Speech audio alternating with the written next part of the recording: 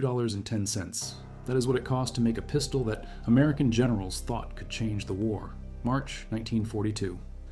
A Polish military attaché walks into the US War Department with an idea that sounds insane.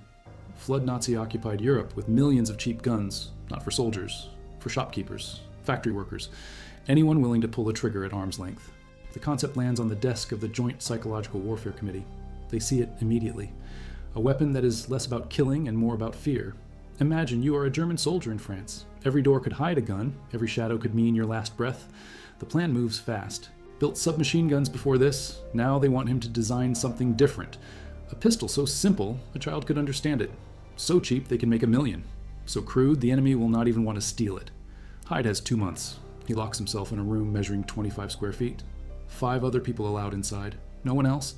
The project gets a fake name to fool Nazi spies. Flare projector, caliber 45, FP-45. Engineering drawings lie on every page. The barrel is called tube. The trigger becomes yoke. The firing pin gets labeled control rod. The trigger guard transforms into spanner. Not one word says gun. Press it against his ribs, fire, take his real weapons, use those, throw the Liberator away. The whole point is getting better guns. Hyde tests the prototypes, some jam. The cocking knob misaligns with the firing pin.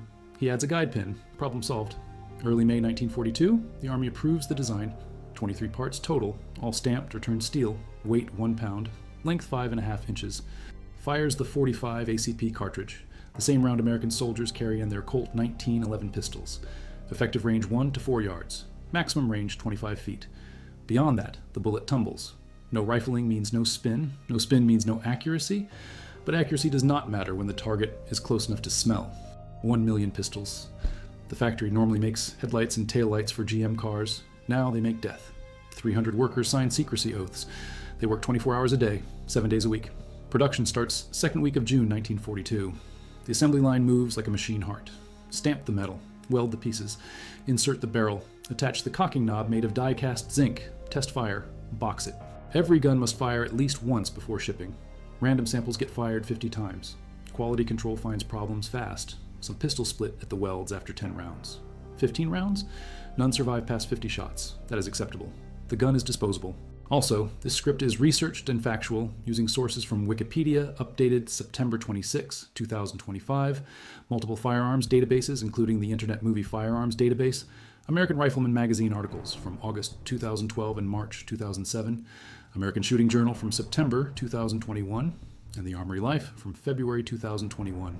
These are not generic sources. These are detailed technical analyses published by firearms historians who examined original manufacturing documents and interviewed workers from the guide lamp plant. Now back to the information. It takes longer to reload the Liberator than it took to build it. That becomes a dark joke among collectors later. But in August 1942, no one is laughing.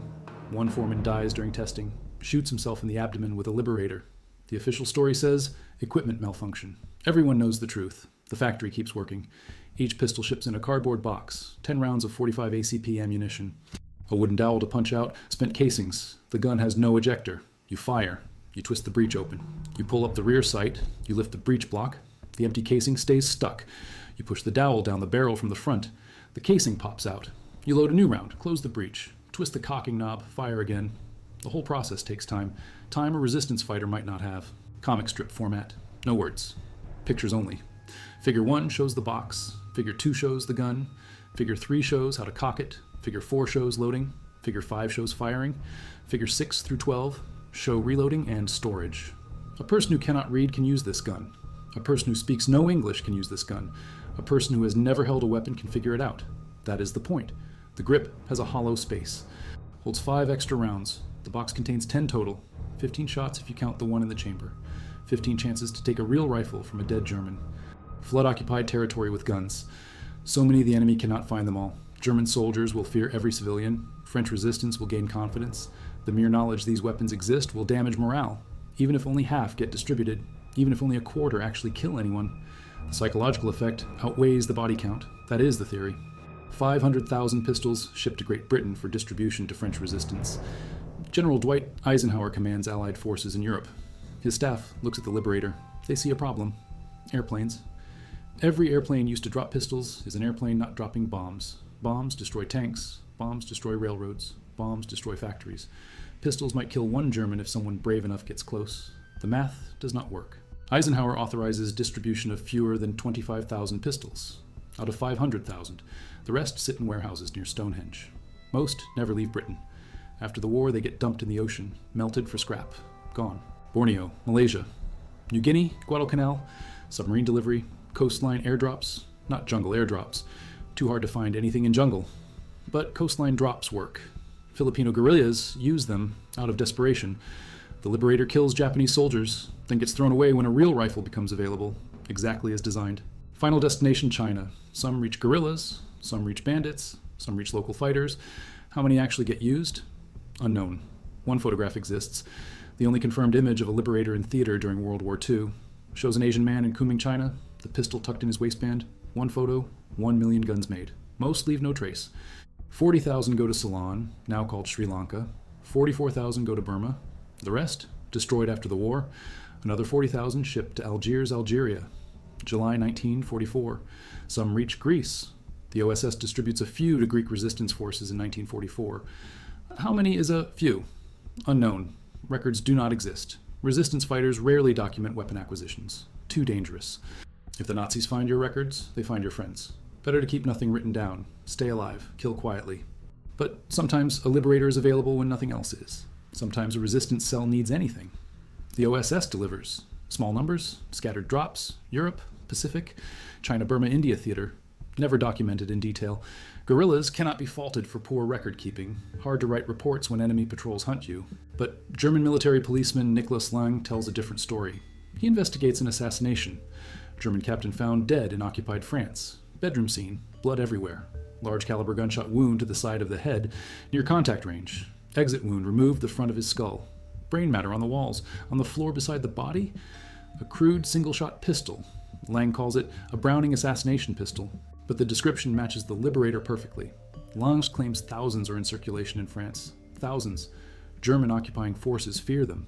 Every civilian could be armed. Every interaction could be your last. The psychological warfare works even without mass distribution. The fear alone changes behavior. 4-inch smoothbore barrel, single-shot operation, no extractor, no ejector, no safety. The trigger is sheet metal, sharp edges. The gun cuts your hand if you fire without gloves. The all-metal body and locked breech create violent recoil. The 45 ACP cartridge is powerful, designed to stop Moro tribesmen in the Philippines decades earlier. And a 1-pound pistol with no recoil spring? Unpleasant. Firing it hurts, but it works. At 3 yards, the bullet hits hard. At contact range, it is lethal. The unrifled barrel does not matter when the muzzle touches skin. The efficiency is staggering. But efficiency means nothing if the guns never get used. Estimates suggest 383,000 Liberators reach active war theaters. Maybe more, maybe less. Records are incomplete. Most are destroyed after the war. Cut up, melted down, dumped into oceans. The Indian Ocean swallows thousands. The Atlantic takes thousands more. Hundreds of thousands of pistols vanish without firing a shot. Some survive. Original Liberators today sell for $1,700 to $4,000. Condition barely matters. If it is original, it is valuable. Complete sets with the cardboard box, $7,000 or more. Collectors want them. Museums display them. But genuine examples are rare. Most that remain in existence never left America. Brought back by soldiers as souvenirs, or kept in storage and never deployed. The truly historic ones, the ones actually used in combat, those are the rarest. They were thrown away as designed. Disposable weapons for a disposable mission. Chinese resistance gets weapons.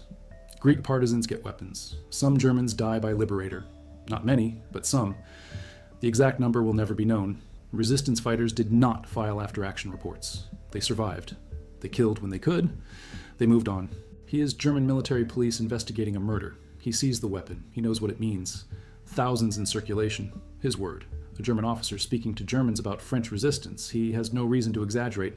If anything, he would downplay it. But he says thousands. That means the fear is genuine. Every German in France after 1943 might wonder if the next French civilian has a Liberator. That wondering changes behavior, makes patrols more cautious, makes soldiers paranoid, reduces effectiveness. The weapon works even when it is not fired. Flare projector instead of pistol, tube instead of barrel, yoke instead of trigger, control rod instead of firing pin, spanner instead of trigger guard. Enemy spies trying to intercept production information will be confused. The deception layers are thick. Even workers initially believe they are making flare projectors, until they test fire them, until the foreman dies from accidental discharge. Then everyone knows the truth. They are making assassination weapons, tools for resistance fighters, instruments of guerrilla warfare. Some guns fail at 10 rounds, some at 15, none at 50. But the gun only needs to fire once, maybe twice. Then you have a better gun, taken from a dead enemy. That is the whole strategy. The Liberator is a key, not a weapon. A key to unlock access to real weapons, a bootstrap tool. Start with nothing. Get a Liberator somehow. Use it once. Now you have a rifle. Use the rifle. Build a resistance cell. Get more weapons from more dead enemies. Grow. The Liberator is just the spark. The 45 incompatibility does not matter because you are not resupplying. You are upgrading. The gun is disposable. Use it. Discard it. Move up. The ammunition commonality issue only matters for sustained operations. The Liberator is not for sustained operations. It is for desperation, for that first kill. The moment when you transition from civilian to fighter. Rifling takes time to machine. Rifling wears cutting tools. Rifling adds cost. A smoothbore tube is simple. Drill a hole, ream it, done. Yes, the accuracy suffers past 10 feet, but who cares? This gun is for arm's length kills, for pressing against a guard's back, for contact shots. The lack of rifling is not a flaw, it is a feature. It keeps production time down, it keeps cost down, it makes the gun even less valuable to enemies. A German soldier finding a Liberator will see garbage, an unrifled pistol with no markings, no serial number, nothing to identify it. He might throw it away. That is the hope. The Liberator is valueless to everyone except the person who needs it most, the unarmed civilian in occupied territory. The comic strip format eliminates barriers. Picture of box, picture of gun, picture of cocking, picture of loading, picture of firing, picture of ejecting. Simple, direct, clear. A person who has never seen a gun can figure it out. The drawings are detailed enough to convey operation, but simple enough to understand. This is design genius. Not because it is complex, because it is simple. The simplicity is the sophistication. The grip storage is practical. 5 rounds in the pistol grip, accessed through a sliding sheet metal cover. You carry 15 rounds total. Box has 10. Grip has 5. That is 15 shots, 15 opportunities. The math is cold. Each shot might kill 1 enemy. 15 shots might arm 15 resistance fighters. Those 15 fighters might kill 15 more enemies, take 15 more rifles, arm 15 more fighters.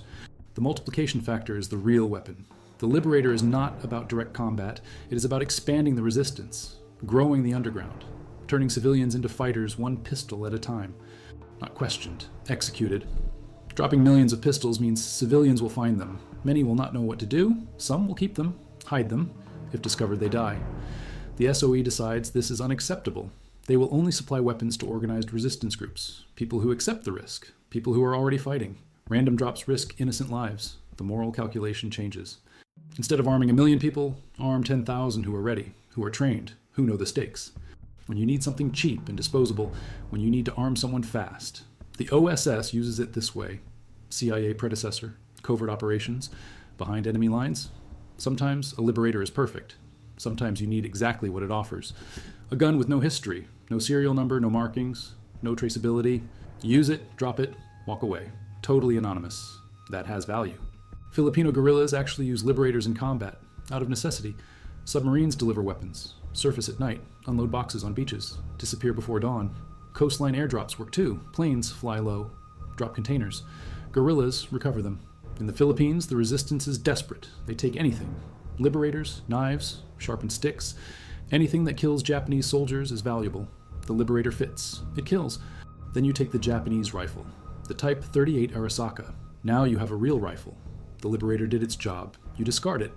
Some guerrillas keep them as backup. A holdout pistol, insurance. Most throw them away. Weight matters in jungle warfare. Every ounce counts. A 1-pound single-shot pistol with no accuracy? Discard it. Keep the rifle. China in 1943 is fractured. Nationalist forces, communist forces, Japanese occupiers, puppet governments, warlords, bandits. Weapons flow everywhere. Record-keeping does not exist.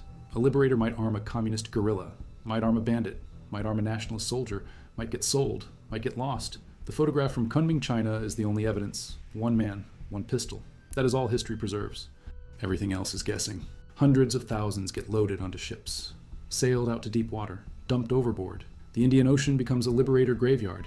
The Atlantic too. Thousands of cardboard boxes sinking. Thousands of pistols rusting. Salt water claims them. History loses them. Most soldiers never saw a Liberator.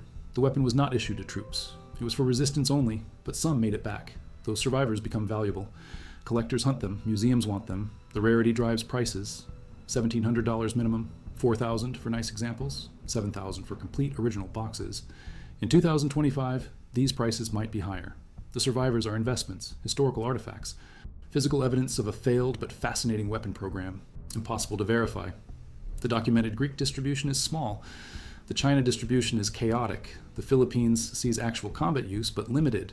The weapon does not turn the tide anywhere, does not liberate any territory, does not cause mass German casualties. By measurable impact, it fails. That is American industrial capacity. That is what total war mobilization looks like.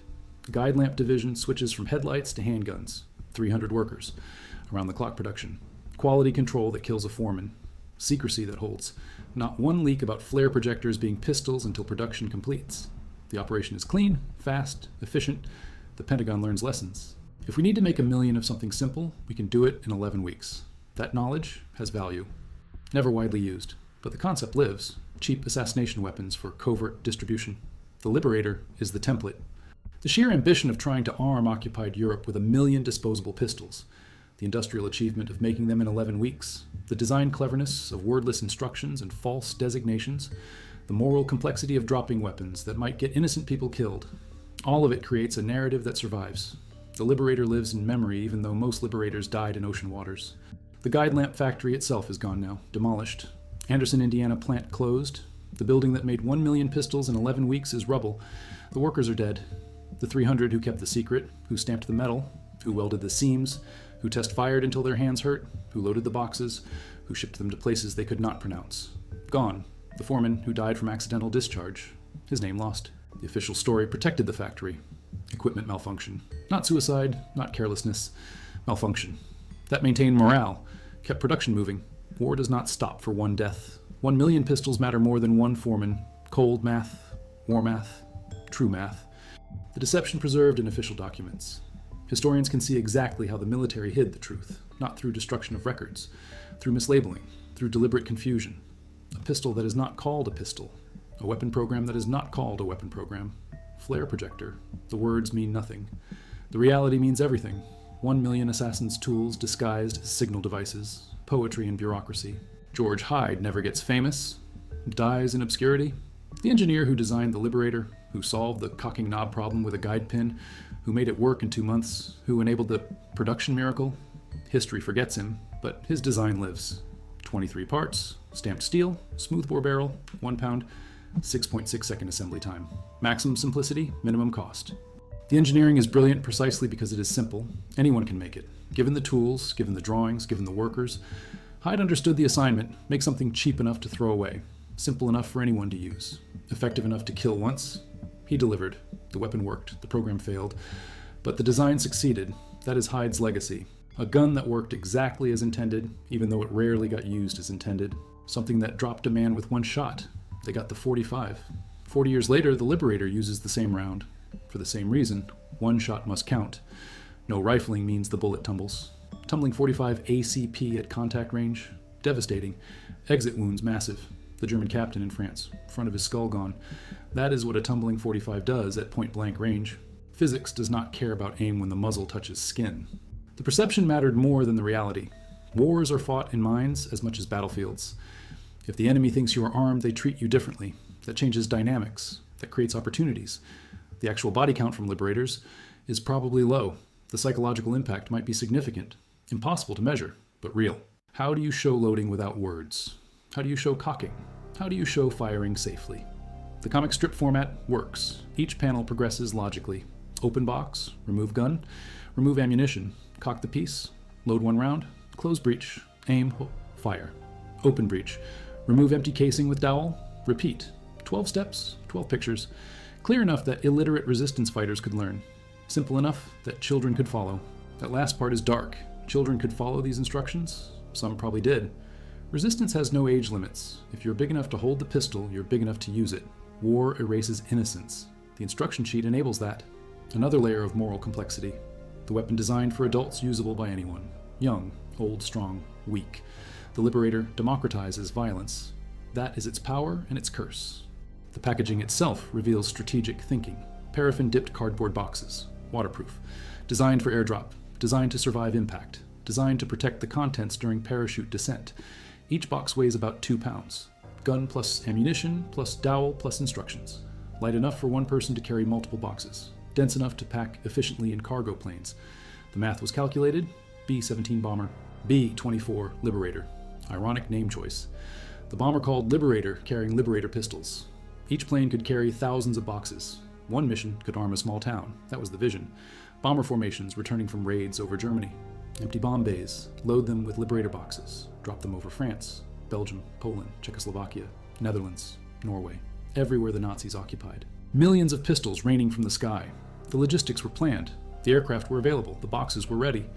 Only the authorization never came. Eisenhower said no. The planes dropped bombs instead. The Liberators stayed in warehouses. Deputy Reich, protector of Bohemia and Moravia, architect of the final solution. The assassination succeeds. Heydrich dies from his wounds. Nazi response is brutal beyond measure. The village of Lidice leveled. Every male over 16 executed. 173 men. Women sent to concentration camps, children scattered or killed. The village erased from maps, obliterated. The Nazis wanted to send a message. Kill one of ours. We kill hundreds of yours. British intelligence officers see this. They calculate. Armed partisan actions lead to reprisals. Innocent civilians die. Sometimes the cost exceeds the benefit. The Liberator program creates this risk. Drop millions of pistols. Some fall into hands of untrained civilians. Those civilians try to be heroes, get caught, get executed. Their families get executed. Their villages get punished. The Nazis do not discriminate. They collectively punish. SOE decides this is unacceptable. Better to arm only trained resistance cells. People who understand operational security, who know when to act and when to hide, who accept the consequences of their actions knowingly. The moral calculus shifts from democratic weapon distribution to elite cell supply. The Liberator concept breaks against reality. The Liberator did not exist yet. May 1942. Same month George Hyde was building prototypes. The timing is important. The Polish military attaché proposed the Liberator in March. Heydrich died in May. The Lidice massacre happened in June. Liberator production started second week of June. The events are almost simultaneous. The reprisal fears are fresh. The SOE sees consequences in real time. This influences their later refusal to distribute Liberators. The cause and effect is clear. Partisan actions trigger reprisals. Uncontrolled partisan actions create uncontrolled reprisals. The weapon must be controlled. Distribution must be targeted. Random drops are too dangerous. While that decision maybe saves civilian lives, maybe prevents second Lidices, or maybe it wastes an opportunity. History does not run twice. We cannot know what mass distribution would have achieved. The counterfactual is unknowable, but the decision was made with good intentions. Protect civilians from their own bravery, from desperate acts that bring collective punishment. Different enemy, same philosophy. Make something disposable, something untraceable, something that kills once, then gets thrown away. The deer gun looks similar to the Liberator. Single shot, smoothbore barrel, simple construction, different caliber, 9mm instead of 45, lighter, smaller, about 1,000 units manufactured, very limited distribution, mostly to Montagnard tribesmen in Central Highlands. Indigenous peoples fighting communist insurgents. The deer gun sees minimal use. Most recipients prefer real rifles when available, AK-47s, M16s, anything with repeat fire capability. The deer gun becomes another footnote. Another attempt at disposable guerrilla weapon. Another limited success. The Liberator concept tries again and fails again. Maybe the concept is flawed. Maybe disposable pistols cannot change wars. Maybe soldiers need real weapons. The history suggests this. 2 attempts, 2 near failures. Liberator and deer gun. Both produce minimal documented impact. Both become collector items. Both prove the same lesson. Cheap is not always effective. The receiver, the breech block, the cocking knob, the trigger mechanism, the trigger guard, the grip cover, springs, pins, welds. That is everything. No sights worth mentioning. Front sight is a bump on the trigger guard. Rear sight is a notch in the breech block. Crude, but adequate at 3 yards. No finish on the metal, bare steel. Corrosion-resistant coating would add cost, weight, time. Skip it. Let it rust. The gun is disposable. Rust does not matter. No serial numbers, no maker marks, no inspector stamps, nothing to identify production, nothing to trace. Completely anonymous. A ghost gun 70 years before ghost guns become controversial. The anonymity is tactical. If captured, the gun reveals nothing. No manufacturer, no date, no lot number. The enemy learns nothing from examination. Just a crude pistol, steel and zinc. That is all. The test-firing death of the foreman is rarely discussed, but it matters. It shows the weapon is dangerous even to those making it. The .45 ACP is powerful. The gun is crude. The combination is lethal. The foreman likely did not expect the recoil, or maybe he mishandled the gun, or maybe it misfired.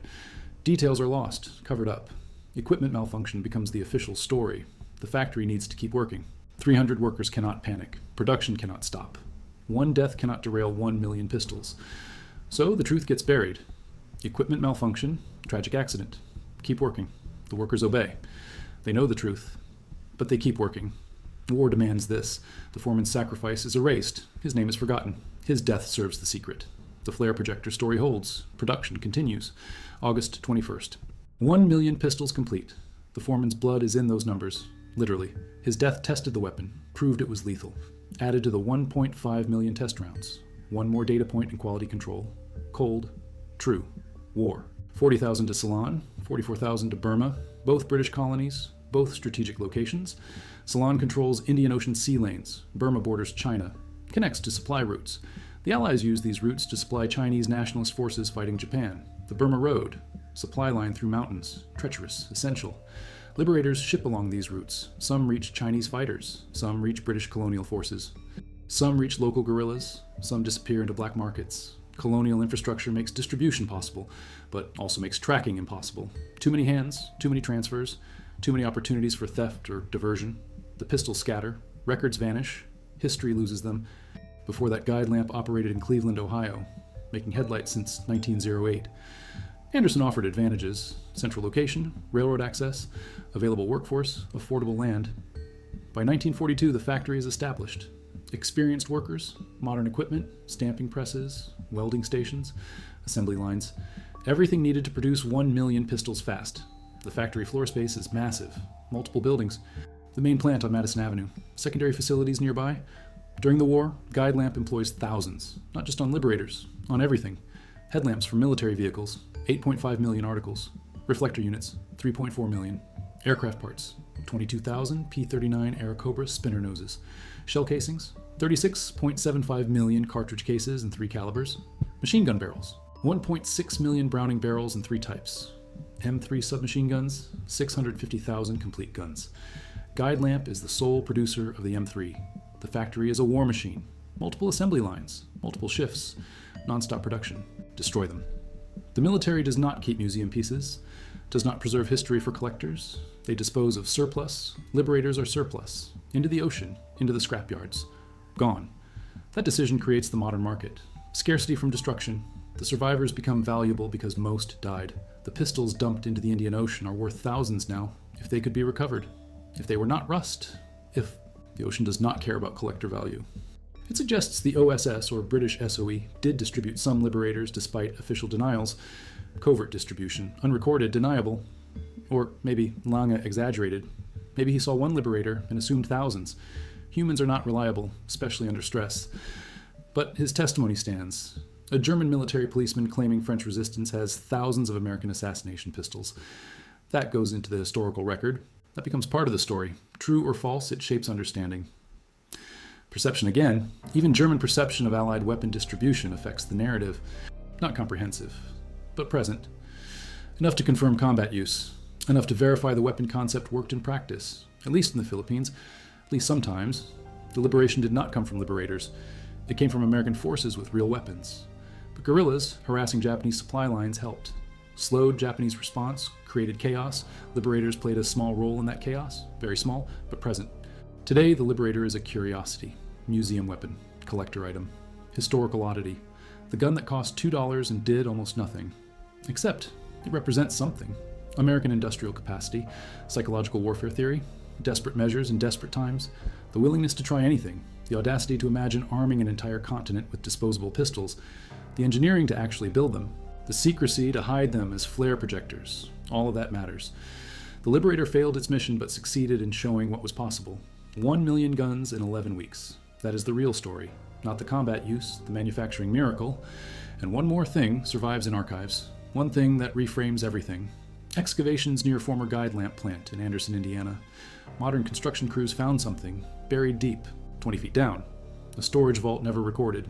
Inside, 3,000 Liberators, still in original cardboard boxes. Still wrapped, never shipped, never distributed, never used. Forgotten since 1945. Discovered in 2008, each one pristine. Collectors went insane. Museums fought over them. Complete sets, perfect condition, 8 decades untouched. The find proved something important. Some liberators never left American soil. Some sat in secret vaults, waiting for a war that ended without them.